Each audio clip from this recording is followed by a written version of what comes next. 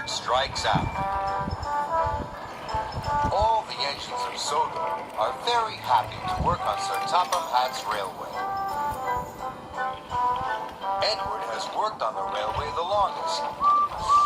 He knows everyone, and everyone knows him. One summer morning, Edward arrived at the docks. He had to pick up some heavy pipes. Gordon and Thomas were already there. Thomas was very excited. A new crane had just arrived on the island. "He looks so strong," puffed Thomas. "I'm sure he could even lift you up, Gordon," he chuckled. Gordon didn't think this was funny, and Thomas chuffed away. "That crane might be big," Gordon sniffed, "but he has no engine. He can't move unless another engine pulls him." Edward looked at the crane. Gordon was right. "Then I don't think he can be really useful," chuffed Edward slowly. "Quite right, Edward," puffed Gordon. "He will only get in the way." Just then, Percy arrived. He was very excited to see the new crane, too. "He's not very useful," boomed Gordon. "He will only get in the way," echoed Edward. "New-fangled nonsense," wheezed Gordon, and he chuffed off. "What's a new-funneled nuisance, Edward?" peeped Percy. "New-fangled nonsense, Percy," puffed Edward, as grandly as he could. "It's something that is new and not really useful."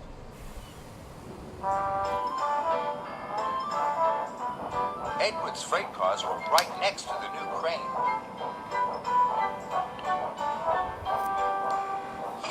"My name's Rocky," the crane smiled at Edward.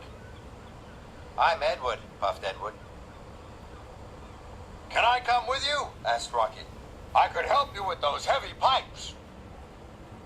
"I don't need your help," sniffed Edward. "Newfangled nonsense." And he puffed off quickly, before the pipes had been properly tied down. Edward was approaching a signal. He was thinking about Rocky, and he was going too fast. Suddenly, the signal changed to red. Edward screeched to a stop, but the sides of the freight cars collapsed. Steel pipes toppled all over the tracks. "Bust my buffers," puffed Edward. He looked at the heavy pipes and wondered what to do. Thomas had said Rocky was very strong. "Newfangled nonsense," huffed Edward, and he asked his driver to telephone for Harvey. Harvey puffed and chuffed as fast as he could to the rescue. Harvey started to move the pipes, but the pipes were heavy. He could only lift them one by one. "This is going to take me a very long time," gasped Harvey. Just then, Thomas and Emily arrived. They saw the pipes. "We have to get through," tooted Thomas. "Why don't you go and get Rocky?" "No, no," whistled Edward. "Harvey is doing a fine job. We must be patient." "I don't like being patient," pouted Emily. "We have a very important job to do." Then they heard Gordon. He was going fast. Then there was trouble. Gordon hit the pipes with a loud crunch. He came off the tracks. It was a terrible mess. "I can't lift Gordon," sighed Harvey. "He's too heavy." "Edward, we need Rocky," tooted Thomas. Gordon sniffed. "New-fangled nonsense." But Edward knew this was a disaster, and he knew that Harvey couldn't lift Gordon. There was only one thing to do.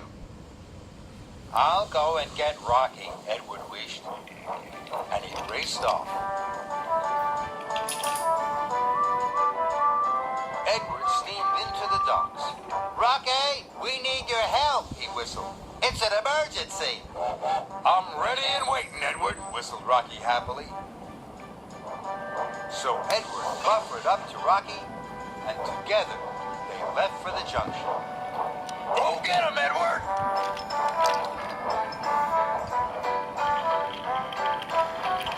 Edward pulled Rocky up hills and down valleys.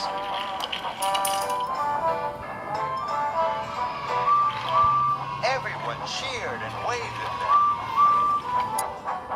Edward felt very proud to be pulling the newest arrival on Soto.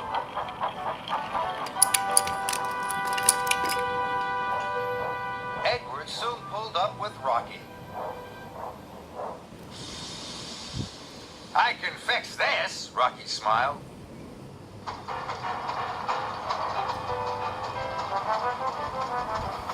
And with his mighty crane arm, Rocky lifted Gordon back onto the track.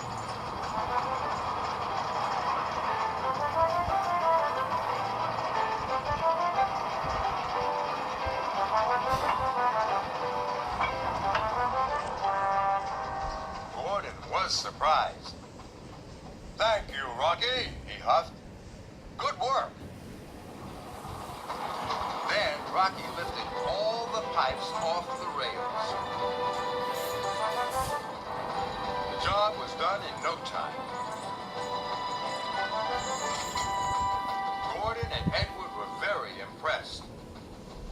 I was silly to think you were newfangled nonsense, wished Edward to Rocky. You might be new, but you're also really useful. Welcome to our island. And everyone tooted and cheered for Rocky.